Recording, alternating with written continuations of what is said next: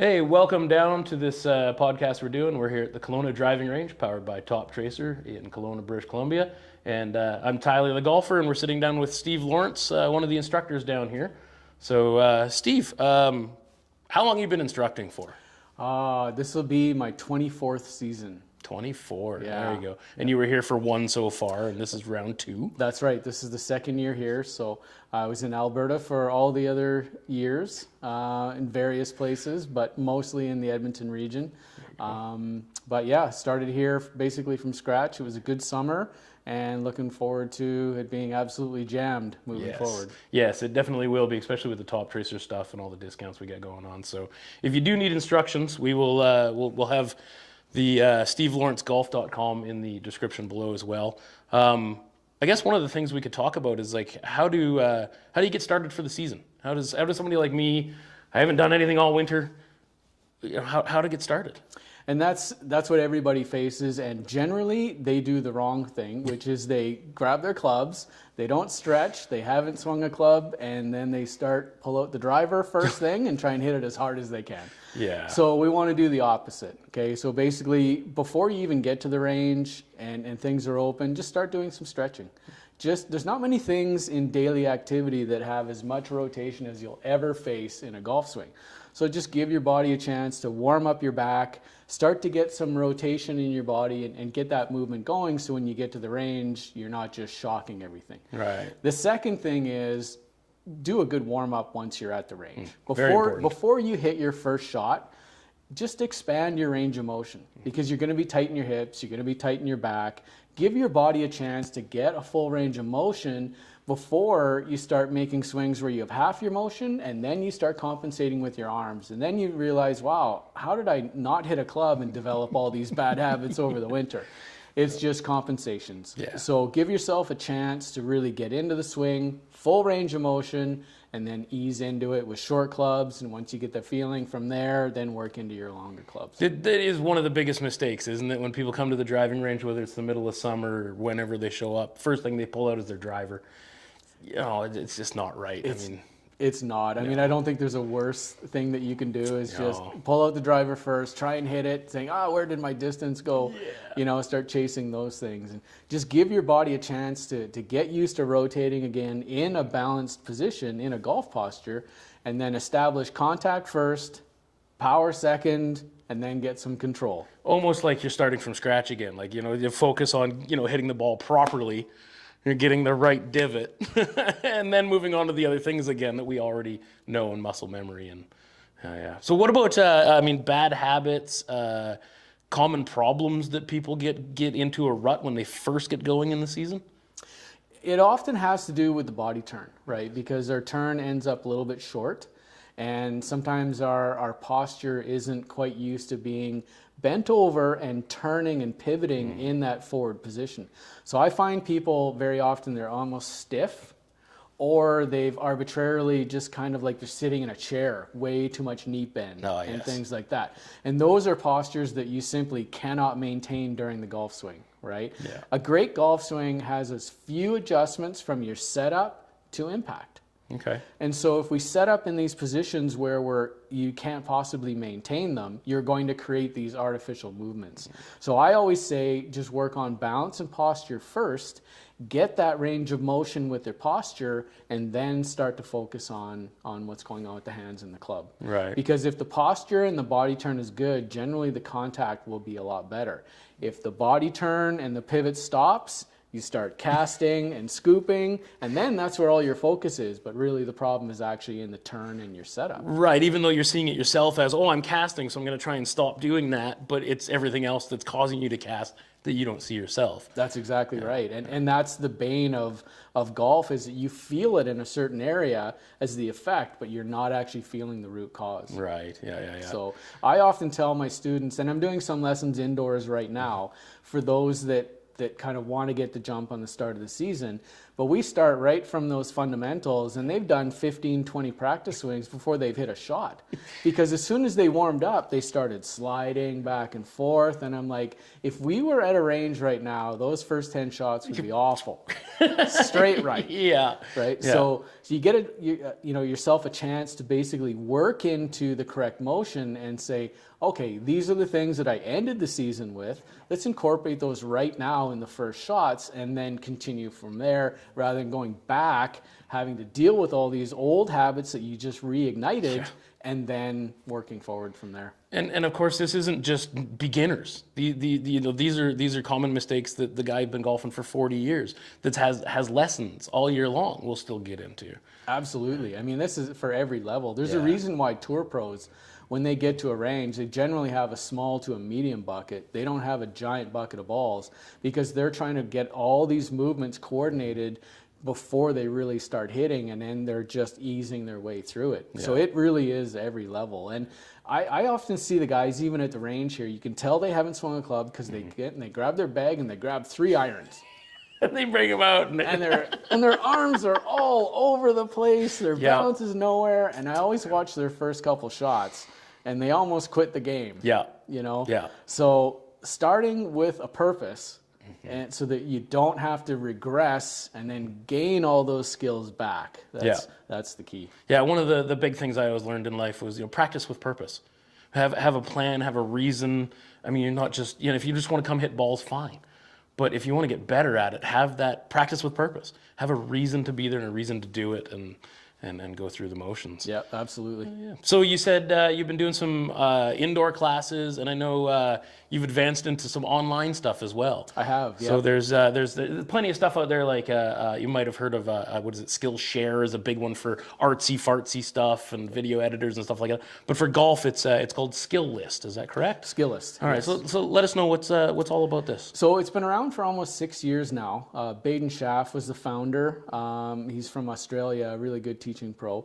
And basically, he wanted to develop a tool where he had a very good analysis tool that he could use while teaching lessons, but then a place to do videos, house those lessons, and then be able to do some personalized recordings. So he developed this app basically. There's some of the best teachers in the world are on there, like Stephen Ames, his teacher. He's probably the most active on that site. But there's Victor Hovland's coach, Brooks Koepka's coach. It's changed instruction in the way that you don't have to be in the area of that coach to get a lesson. Right, which makes a big difference for sure. It does, Yeah, it does. So I've been teaching some people in Australia, Nice. Some in Phoenix, a few in Mexico. And it's, as long as you have a good instructor that can diagnose the source of the problem, then you basically, I would just do an analysis video of their swing, and then I would incorporate their examples of my swing or other tour pros and do kind of a lesson that way. And then I would also record a personalized recording showing drills and explaining things in detail.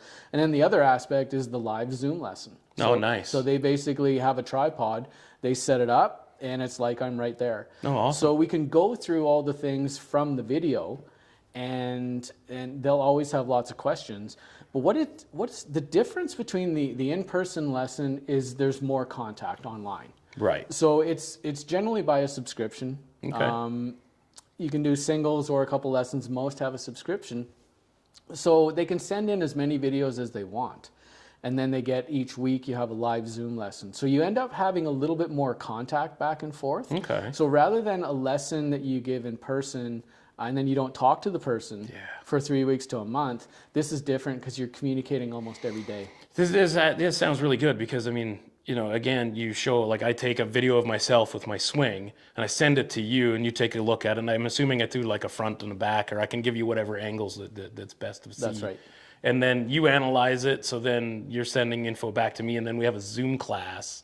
And once a week and anywhere you want. So like you said, I mean, being in constant contact with an instructor, that's fantastic. Yeah, it really is unique. I mean, like even in my lessons here in person, I always have a voice summary of the lesson from my student and a video summary, or sometimes both. Okay. Right?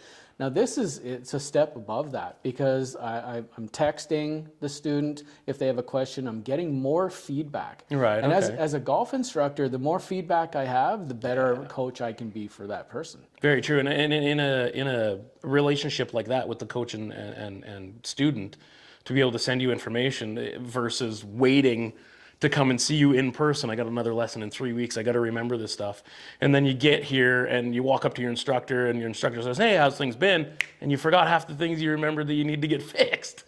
So, oh, it was great. I played well, because we're all trying to, stroke our own egos. Yeah. But, so if you have that, the guy out playing goes, oh my God, that's terrible, sits down in his car after the round and texts you and says, hey, I did this wrong. Yeah. Right, so you have that communication. That's fantastic. It really is. And there's other tools that now are available, and I'm going to be using it this summer here as well. It's called Hack Motion. Okay. And it's actually a wrist sensor. Oh, nice. So it gives you data for what your release is actually doing through the shot, because there's 4 different PGA Tour style releases. Right. And they're very different from each other. And so that's sometimes golf instruction is trying to fit a square peg into a round hole. You have, for example, like Rory McIlroy, Tommy Fleetwood, they're going to be a traditional at the top of the swing. They're going to have some extension, a little cup in their wrist. And during the swing, that's going to go into flexion. And then you have the complete opposite to that. Victor Hovland, Dustin Johnson, John Rahm, that are flexion into extension. Yeah. And that's a modified scoop release. Okay. So now you better have a body pivot to be able to handle that. to be able to handle that. Or that ball could hook so much it could come back around and hit you in the head. Right, exactly. Right? So fitting those fundamentals for the different students is critical. Now you have Hack Motion, where a student can actually wear that for an entire round, and you get the data input on every shot. See, that's the future of golf right there. It's all this tech stuff. It is. Here at the Kelowna driving range, it's a Top Tracer facility. If you're not familiar with Top Tracer, watch more golf. They mention it all the time during live golf. It tracks your ball flight. Essentially, it's using cameras, and there's no mathematics involved. It's real information. So like with that and the tools that you have, and I used one ages ago called Zep. Right. Which is similar. You strap it to the back of your glove, and it shows you your hand plane and your club plane. And I think it's important for a lot of people to really embrace the technology. It's here, and use it. Absolutely. Yeah. And it's really important that, you don't want that stuff in your head while you're playing. No. But you sure want your coach to understand it. Yeah. Right? Like if I'm taking a golf lesson and I'm going to drastically change my golf swing, I sure want my coach to understand ground reaction force. Yes. Different release styles. Yes. Everything that's going on. I don't want any of that in my head when I'm hitting a shot. No, you just want to be hitting. Exactly, right? But that's the skill of a good golf coach, is that he'll talk you through things, he'll create good feelings that you can use, and then that condenses down into a couple feelings that you're using during the round. You don't want to have all this data and input through your head while you're playing. No, but and that's some of the mistakes I've seen people do with the Arcos system. So Cobra, no offense, Cobra, but they put it in their back of their drivers, and they get out there and they're whacking it, and then they're pulling out their phone trying to look at stats. I'm like, just play the round. Yeah. Play the round. That's what it's there for, and then have those stats to look at later. But more importantly, don't look at your stats. Show your instructor your stats. Exactly. Because you can look at them all day long and be like, oh, I don't understand, or why this is doing that, or I want this better. Yeah. But there's a qualified person to look at the stats to say, this is where we're at and this is where we need to go. Yeah, the last thing you want to do is be adjusting your golf swing shot to shot. Yes. You're looking for patterns, and Hack Motion and the different feedback systems like that. Your coach is going to find patterns, right? If you suddenly just had one huge chunked shot out of the blue, well, the first question is, was the ball above your feet? Right. Did you choke up? Right. Things like that, right? So rather than adjusting your technique, you find what's actually going on with the situation. Yeah. So it's going to be an exciting time. I've heard of some pressure sensors in grips. Yes. That's going to measure the force load and your rotation and grip roll and things like that. Now, Gear's golf system does that, but as teaching feedback goes, if you can put a little skin over top of the grip and get grip pressure and grip roll and release, ulnar flexion, different things like that, or under deviation, I should say, that's going to change things. Well, it's definitely one thing that I would say 99.999% of golfers don't know is how hard they're actually squeezing that club. Absolutely. Or when they start to squeeze. Yes, right. You know, we all know, hold it like you're holding a bird, but then we get out there and we swing, Yep. and we have no clue. Right. No grasp of, did I actually squeeze it hard? Did I, you know, other than I held it too low and it spun up and smashed a window, but which has happened here. Rob, shout out to Rob, smashed a window here once. The tech is there, and again with the top tracer stuff, I noticed what was really beneficial going into it is My Practice. Yeah. So what happens is you download the app, it's in your phone, you install all the clubs in your bag into the phone, and then when you're here at the range, you're picking what club you're using, and it's recording all the data. You switch your clubs, and you have this long list of data that then you can show your instructor every club, what it was doing, the launch angle, all that fun stuff, so that they can see the data again. And data's important, but it's important for the instructor more so than the user. True. But I mean, Top Tracer is pretty amazing because, you know, I had students that all they want to do is increase distance. Right. That's it, at any cost of accuracy.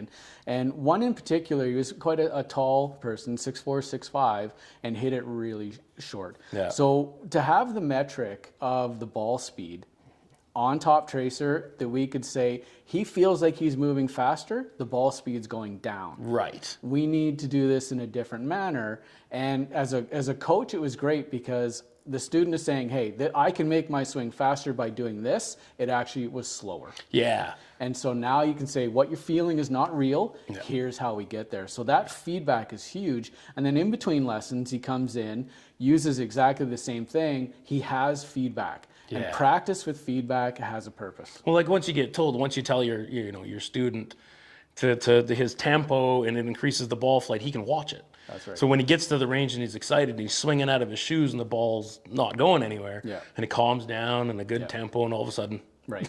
Yeah. I always use the analogy that fire on the LPGA. Yeah. Right. Those ladies just, and the thing goes forever. It does. It does. Yeah. And then you get guys out here that you can hear them screaming, and you just watch them, and the veins and the ball's not going anywhere. No, it's true. It's true. It's the white knuckle death grip, and the 5-iron's going 140 yards. Exactly. Right. And you've got somebody with a smooth swing or a junior beside them, and it's just gone. So. Those are some of my favorite moments. We have. They usually come at the beginning of every year here. There's a lovely lady and her father. She went to go play some college in the States. She got picked up. And I was watching them out here, and they were using the monitors, and basically it was Dad would hit a shot, and he would just hit a shot, not doing anything, just hitting a shot. Yeah. Whatever that ball did, took off and curved 20 yards to the right, she'd copy it, hit the exact same shot. And he'd swing again and it would go straight, and she'd copy it, hit the exact same shot. Wow. And that was her way of Dad wasn't the greatest golfer, right? But she could mimic exactly what his problems were. Wow. And just follow it. It is fun to watch. That's impressive. Yeah. Yeah. I mean, I've had students say, when I send them examples from PGA players, use LPGA swings. Absolutely. Because they're so technically perfect. I mean, men are generally stronger. Yeah. So we can get away with compromised positions and things like that. Right. But the technique of a lot of the LPGA, it's pretty astonishing. Yeah. Yeah. The lady golfers are very good at these. Yeah. And I mean, and they hit it too. Right, when you play with them, you think I'm still going to be longer. No, watch out for that next pro-am. Yeah, I was a member of Swanee Set down in Lower Mainland for many years. Yeah, and who was out there? I can't remember the lady's name, anyways. But she was from the tour, and she was out, and they had come up and said, "Hey, do you mind if they play first?" I said, "Of course not. You go ahead, right?" And it was her, and she was coaching some teenage girl. So they were out playing, and I thought, this will be fun. I'll follow them. Yeah, by the second hole, I didn't see them anymore. They were gone. Yeah. I couldn't keep up. Yeah, it's pretty amazing. I had a chat one time with Annika Sorenstam nice. at a PGA Tour event, and I asked her, I said, what's probably something that you hear about putting that's really important that you rarely hear about? And there's a huge line of people there, and she's like, okay, come with me. So I stood up from the table, took me over to the putting green behind the table, showed me a couple things with her hands, and I'm like, holy, that's fantastic. She's like, don't tell anyone. Right. I went back and Here's your signed secret. autographs and Yeah, everything. yeah. So it's that was super fun. But to watch her play, Yes. oh my goodness. Yeah. It's just every shot was just absolutely on a laser, wicked control. Yeah. As a sight to see. Yeah, yeah. No, it's fun to watch them and definitely learn from them, but get some instructions. So when it comes to instructions, they should sign up soon. I'm assuming. Yeah. I'm sure the range will be open. We're aiming for the March 1st or earlier. Fingers crossed. Yeah. Things are melting. They are. We had another cold snap, but it's getting warmer. It is. Above zero during the day. Yeah. Yeah, exactly. I don't think it's going to be long once we get a good warm week. Yeah. It should be good. But Yeah. the calls are starting to happen now. Good. So for Yep. those that are really keen, you can get some indoor lessons. Yes. And the skill list, if need be, we can get some Exactly. online stuff going on. Yeah, exactly. Even just a few swings just to kind of in the backyard. Yeah. Right? Things like that. So we can kind of get moving anytime you want. And then as far as once this, range opens, phone or text Yeah. and get things booked because it does fill up very quickly. Extremely, yeah. We notice here every spring, it is as soon as we open the gates, it's a flood of people nonstop, and the lessons are signing up left, right, and center. Yeah, exactly. So and it's just give yourself a chance to have a great summer and start with just one lesson even. Yeah. And it makes sure that you don't kind of go backwards. Start on the right foot, give yourself the best chance, and you'll play the best golf for your summer. Absolutely. And a similar advice to for myself as a club fitter, a builder. Get fit as well. I mean, you went out maybe and got fit, hopefully, right? You might not have. Most of us don't. Yeah. But if you're taking lessons, have somebody look at your clubs as well after your lesson, of course, because you never know. We get older, right? Things start to hurt. We start to swing differently. So you correct the swing, but now I might have to correct the lie loft angles. Absolutely. We might have to, do something with the grips. Maybe you develop some arthritis over the winter time. You need to get a big, thicker grip on there. So important to do it all. Absolutely. The coaching, the equipment check. I mean, you want to play your best. Do. You're paying anywhere out here. I mean, it could be up to $200 a round. Yeah. You want to enjoy it, but you also want to play well. That's right. Right. So by having the right equipment for the job, the right education, Yeah. and the thought process to go out there. That's it. The comprehensive approach just means more enjoyment. Yeah. The game is hard enough. Very. Don't start behind the starting line by skipping or shortcutting those aspects because it'll be July and you'll be like, okay, I submit. Yeah. Now I'll go do the things I should have done in March. Yeah. I always, for whatever reason, and I know it's a little bit everything, I'm so busy here that I can't go out in the spring, but I play my best golf in October. Right. And then it's over. And I got to wait till March. Yeah. So same thing because I'm too busy to get those lessons and whatnot. But right. yeah. So start early. Play your best golf throughout the year, and you'll have way more fun. That's the key. Yeah. And then there's club championships, and you're already prepared. You're not threatened. You're in it now. Yeah. You don't want to be taking that lesson, 3 days before the club championships. and Exactly. say, I still don't have any distance. Yeah. Yeah. Do the work in the spring, and then you fly all through the summer. And I mean, golf is one of those sports where, as you start to get better, it becomes more addictive. Yes. You can start to work the ball both ways. You start to Yes. get some trajectory and spin control, right? That's when it becomes really fun. And when you're crushing your playing partners Yes. on men's night Yes. and things like that, and you're starting to work the ball lower into the wind, and they're like, Because they're just getting up there hitting. exactly. Yeah, And you're getting exactly. up there working. That's right. So it's a great approach. It's, if you like to learn and improve and just have more fun playing golf, there's a lot of tools available. Yeah, absolutely. Absolutely. So season should start soon, which is nice. Yeah. So get the instructions going now. Again, stevelawrencegolf.com. I'll have the description and link below. Local news. Did you see this one this morning? I heard about this 2 weeks ago. I got a phone call saying, hey, have you heard anything about Kelowna Springs? I said, nope. So then I investigated. Didn't really find anything. And this morning, the announcement, it's going to be an industrial area. Whoa. Yeah, they don't know when, Yeah. but it is pending sale. Wow. And the person buying it is going to tear it down. Oh, that's a shame. Yeah, so we're going to lose another golf course here in town. But there's still plenty of golf courses. Yeah, out lots here. of golf courses around for Yeah. sure, but that is a popular one. Very, very. It's walkable. Yeah. I don't want to say it's flat, but it's flat. Yeah. Right? It's very walkable. It's pretty affordable. So yeah, get out to Kelowna Springs before it's gone. Yeah. Yeah, it was a good time. And they sell the Play Golf Kelowna card, which is kind of fun. So it's a prepaid card Yeah. that people can use at all the golf courses and get discounts and whatnot. Right. Yeah. Boy, that's a shame. Yeah. Well, it's going to make Michael Brook even Right. that much busier. Exactly. I mean, I love Michael Brook. I mean, they let me do playing lessons, on-course playing lessons there, which their ownership group they're just very cooperative, great people. So I support them 100%. That's one thing we didn't actually touch on, but I think it's worth noting that you should get a playing lesson. Definitely. You can hit out here all day long. It's mats. We all know the club glide's easier across the mat. It's flat. Your feet are flat. But you get out there in a playing lesson, and you're on that hill. And now you have a coach saying, okay, this is how you handle that. Right. And you don't see those things at the range. So yeah, You don't. playing lessons are very important. Yeah, they're really effective to take the things that you're working on here and developing skills and putting them into play. And you know, the one aspect that everybody struggles with is alignment. Yes. And here it's great because you've got square lines, you're on a mat, you're looking down your target line, and you're just firing away. But you get outside and you'd be amazed at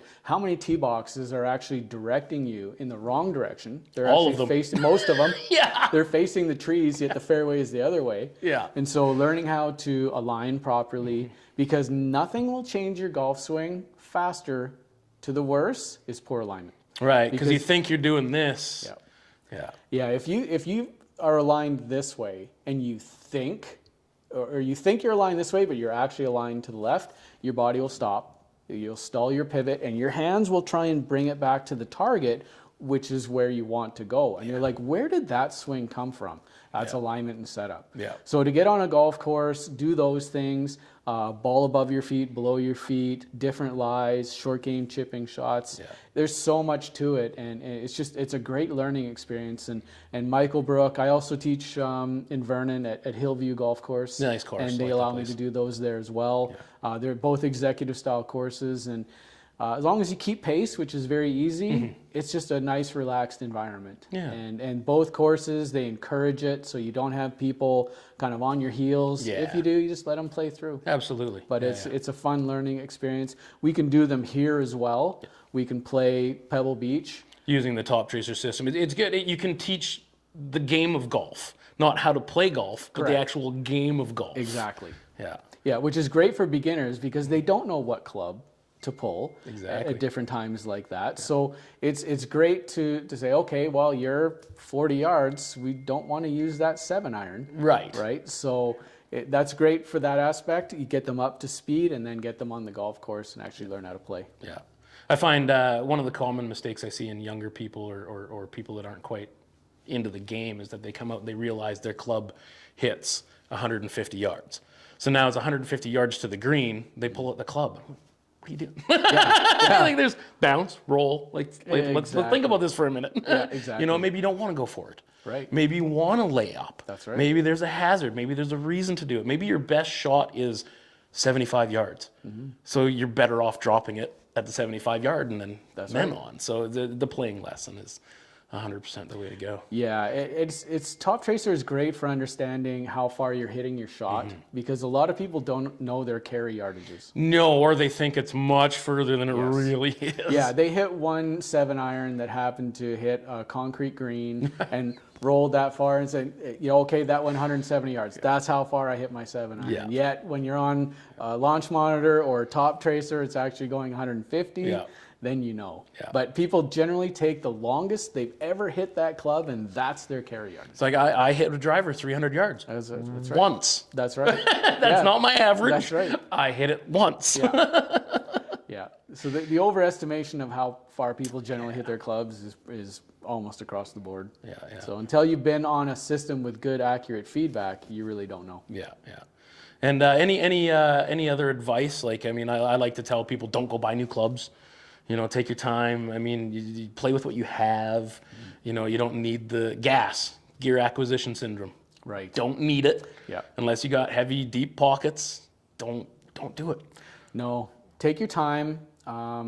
I've seen so many people try and change drivers saying, I'm not getting any distance, and they haven't had lessons, and their swing speed's 80 miles an hour. 3 lessons later, their swing speed is nearly 100. Yeah. And that brand new regular shaft driver now no longer fits. Right. And now you're hooking everything. So now you got to change it. You spend $800 on something you hoped would improve your game. That's right. When the lessons are what improves your game. That's right. And then get advanced. Now, not to say that, I mean, there's definitely a gap in technology. So somebody that walks in with those old clubs, Yeah. I mean, you've seen it, you've sent them to me, and I've talked to them and showed them the difference between, you know, why it's old and why it's new, and definitely get into something modern. Yes. Right? Get away from using dad's old clubs. Yeah. They were great back then, but that was the best they had back then. That's right. Yeah. You know? Yeah. The technology, if it says Ben Hogan on it and they're leather grips, you're Yeah. due for an upgrade. Exactly. So use the good technology. You know, make sure it's a cavity back iron. Yes, and speaking of the cavity backs, there is players, there's quite a few on the PGA Tour that are using cavity back irons instead of a traditional blade. Yeah. You know, if it helps them. It's most now. Yeah. Yeah. The blade players, the pure ball strikers, your Adam Scott, Tiger Woods, they're always going to play the blade. But if you look at guys in the top 10, I'd say probably half of them now have a bit of a cavity back. Technology's great. Yeah, it really has changed. And, you know, the blade, and I still have them. I'm going to change them out soon. But it does generally cost you that off-center hit, that little bit with the blade, just a couple strokes around, they say on average. Yeah. Right? Yeah. So it's that technology, it's available, use it. Yeah. For sure. Yeah. But then, you know, as you said, if you're going to make a big change, make sure you get your swing sorted out, and so that you have kind of a cushion in there, so that if you don't play for a little while, you're not going to go so slowly that your clubs are not going to fit. Right. Right? Yeah. Get your swing to a level of efficiency and consistency, so that if you're playing a lot or a little, the clubs that you eventually get are still going to fit. Absolutely. Yeah. It's very good advice. Yeah. Yeah. Well, thanks for popping down. Thank you. And we'll be open soon. Make sure you book lessons with Steve. And yeah, get on the Top Tracer. Check out the website at KelownaDrivingRange.com. And we'll see you next time. See you next time. Thanks for having me. Thank you.